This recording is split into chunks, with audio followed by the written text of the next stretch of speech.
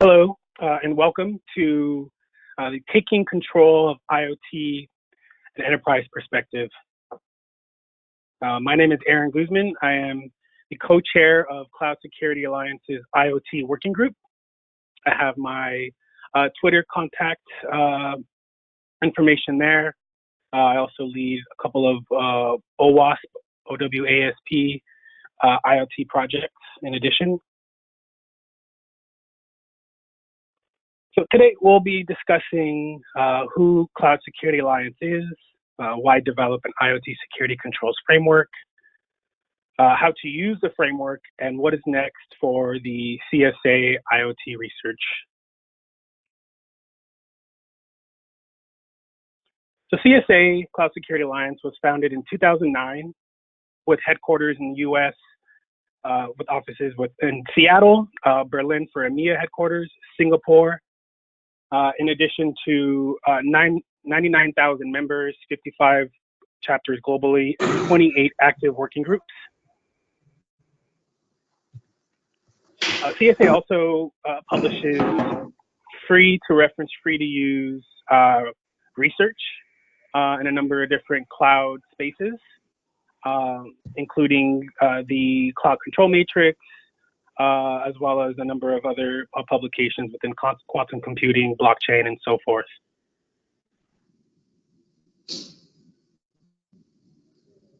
So with the evolution of the cloud, you might be thinking, how does IoT fit in? You have cloud platforms, networks, services, and devices in the field that communicate to the cloud for remote access and management. Each of these have their own entry points into a given environment, a given network, or a piece of infrastructure that needs to be audited, evaluated, and proper controls around each of these areas.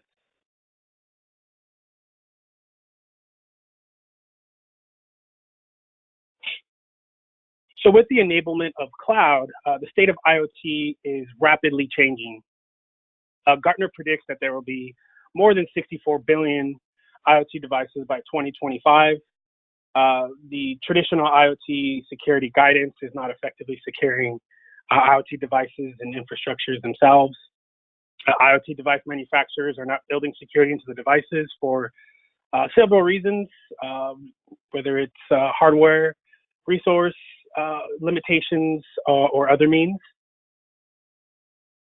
You now have botnets like Mirai targeting IoT devices that are taking down large enterprises and internet infrastructures for nations. And if you're unfamiliar with Mirai, back in 2016 of October, there was a large scale of attacks that Mirai targeted a certain number of devices due to misconfigured or vulnerable devices, ranging from a number of different types of uses. So to address the gap, the Cloud Security Alliance Working Group developed the IoT Security Controls Framework tailored towards the enterprise, not necessarily targeted towards consumers or device makers, although there are a number of controls that include such information. So the IoT Controls Framework was released in spring of 2019, around RSA conference timeframe. And the framework introduces the base level of security controls required to mitigate risk associated with an IoT system and incorporates different types of devices, cloud services, and networking technologies. In addition to the IoT Security Controls Framework, our working group issued a guide to how to use the the control framework, which we'll walk through today in this webinar, to go through each of the controls and each of the columns and how to use for your environment, how to tailor to your environment. And as mentioned, this guide, as well as the IoT Security Controls Framework, is free to use and to download. So within the companion guide, to the left here, we see a snippet, again, taken from the guide, which illustrates the steps needed to implement the framework. Each of the letters you see here in the image corresponds to the columns in the framework. So first, you'll want to review FIPS 199 and 200 to understand the context and definitions of confidentiality, integrity, and availability in order to tailor these controls and impact levels according to the business. And again, this is for enterprises and enterprise types of IoT deployments, IoT systems, and it could be a number of them as well within a given environment. So columns A through C, you'll have the security control objectives.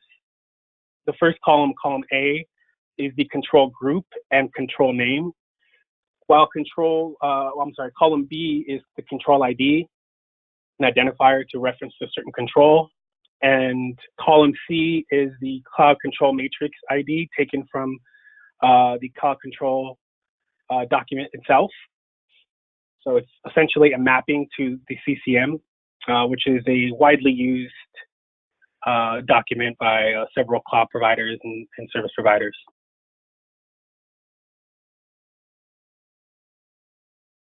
Next, we have column D. Now, column D is the control specification, which is essentially core of the document. The control specifications are written as mitigations or countermeasures, addressing the specific areas of risk for an IoT system. Some controls will have a number of countermeasures and items to consider, while others will have a straightforward kind of guidance information, control information that are quite common within environments today and as well as standards. Columns E through G enable the initial tailoring of security controls to an environment. This is where you want to identify the confidentiality, integrity, and availability according to your IoT ecosystem. So going back to FIPS 199 and 200, those documents will give base level kind of definitions of what confidentiality means in the context of how to apply security controls, as well as integrity and availability levels for your IoT system. So this is the area where you would modify according to how a device or the context in which the device or ecosystem is deployed.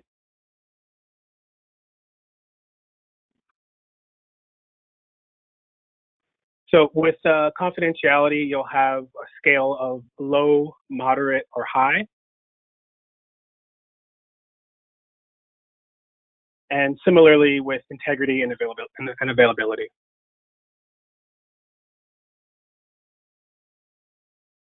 So the higher the risk level, the more attention and impact the control will need to be according to your environment. Columns H and I list additional directions with references supplemental to the controls themselves. Some more of, as far as the additional directions, could be next steps. It could be details on the implementation of a certain control or considerations when implementing a certain control, while the references and rationale predominantly lists resources or source information for government publications, regulatory details, things that reference from references to, let's say, NIST publications or PCI, HIPAA, or the CCM and other areas that we cite for specific controls.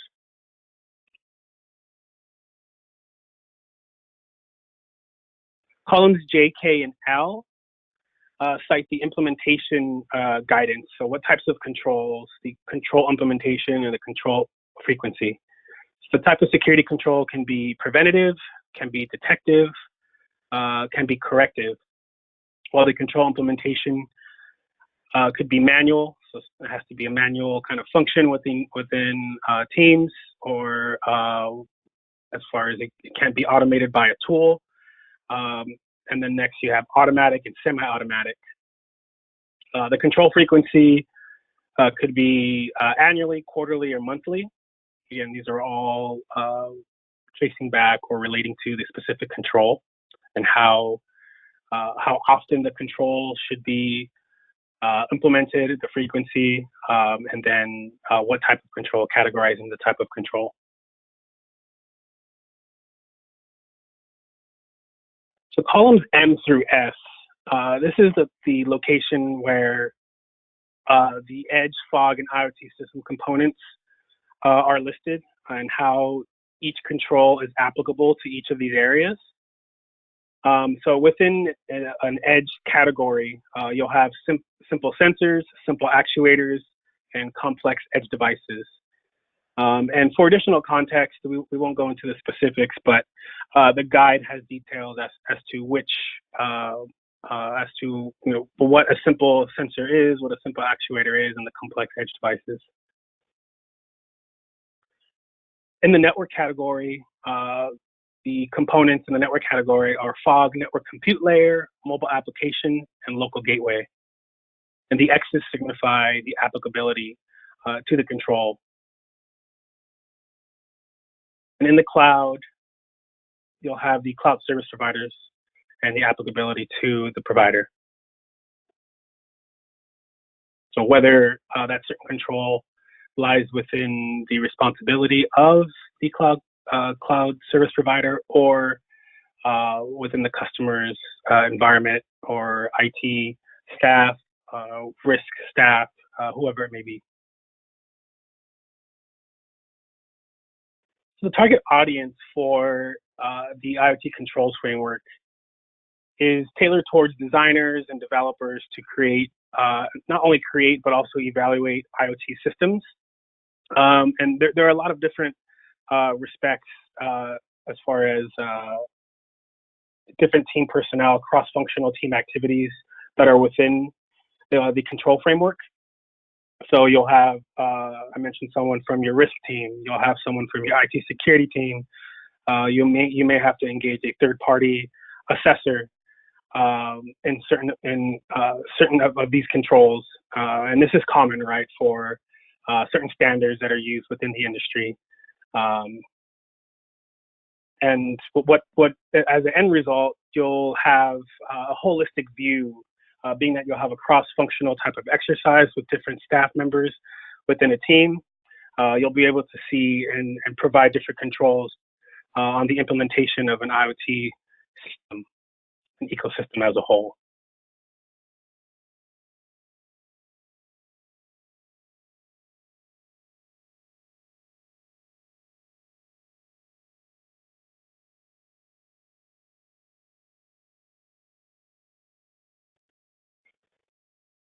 So with the next steps, or actually taking a step back from the last slide and the target audience, the total number of controls for version 1 of our IoT control matrix is around about 160 controls. And each of the controls weighing in different variants of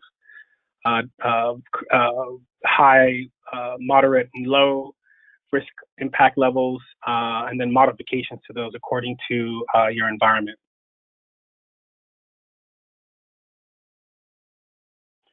So our working group is actively looking to issue a second version, whether that's 1.x or 2.0, with edits to the references, rationale, refining some of the control language, and then inserting different columns that may be applicable to indicators of compromise, as well as a section on the shared responsibility model, which includes responsibilities between the cloud service provider themselves, as well as the cloud service customer. So the shared responsibility model will have columns for infrastructure as a service, platform as a service, and software as a service, and how those controls are applicable to each of those areas within the shared responsibility model.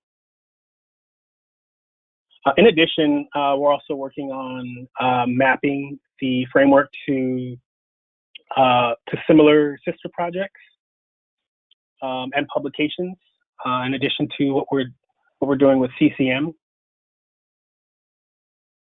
So that's for the future versions of the IoT Security Controls Framework. We do have other efforts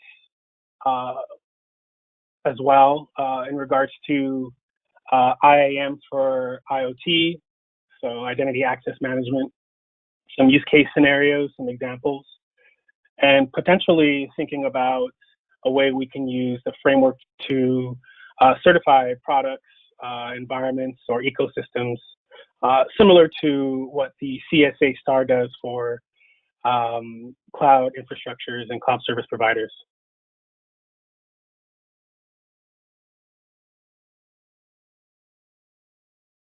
So we have some helpful links here, link to the IoT Controls Framework, the companion document, as well as how to join the IoT working group.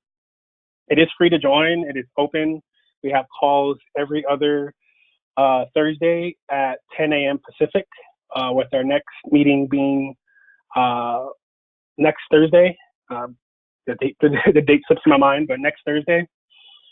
We have an email address for any questions you may have, whether it is to get a hold of these slides or how to get involved, research at cloudsecurityalliance.org, or reach out to the Twitter account at CloudSA, which is the Cloud Security Alliance social media Twitter. And always looking for volunteers, contributions, ideas to make things better. Whether it's the framework itself or future work we're doing with IAM, or any other areas, like I mentioned, blockchain before, I have firmware updates in addition. So feel free, if we have some cycles, feel free to get in touch. Thanks, Aaron. A few questions for you from some of our viewers. So one question that currently being asked is, what are you defining as the edge? Yeah, sure. So the question is, what are you defining as the edge? And we're defining edge as devices like sensors that feed information, let's say to a given environment, like an actuator.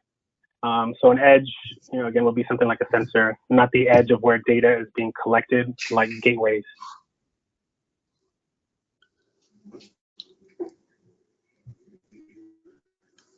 Okay, brilliant.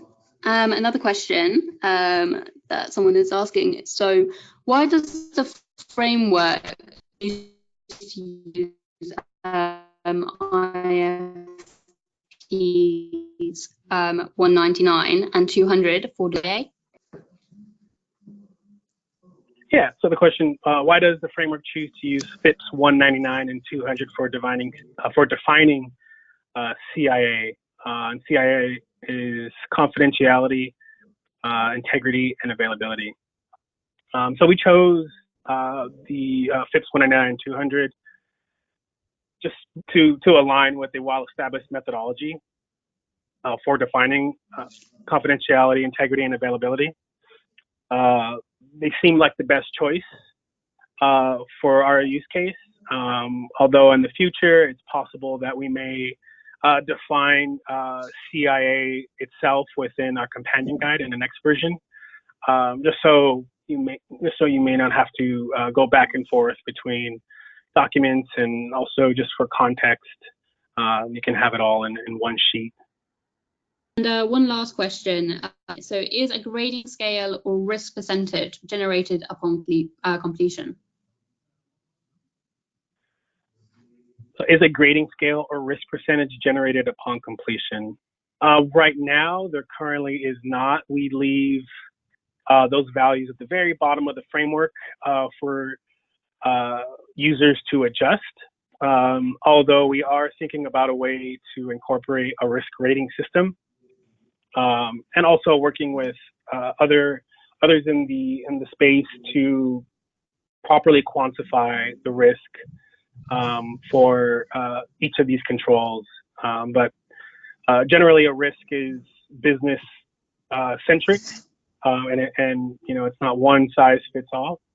Although it's a good idea to have a baseline, and that's what frameworks and standards are generally a place to start, guidance rails to look towards, and a methodology to establish controls upon a given technical asset.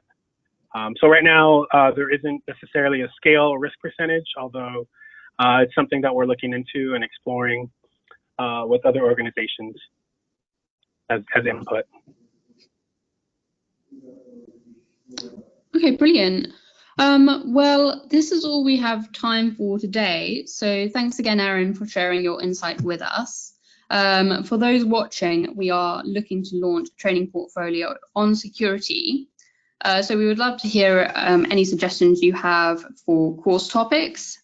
So you'll get this chance to put your thoughts down in a survey we'll be sending out following the webinar. For now, however, thank you all for joining us, and I hope to have you again with us soon, whether it's for one of our events, trainings, or another webinar. Perfect. Well, thank you all for joining. I hope this was helpful. Feel free to reach out if any questions come up, or if you'd like to get involved with the CSA research group or the IoT working group ourselves.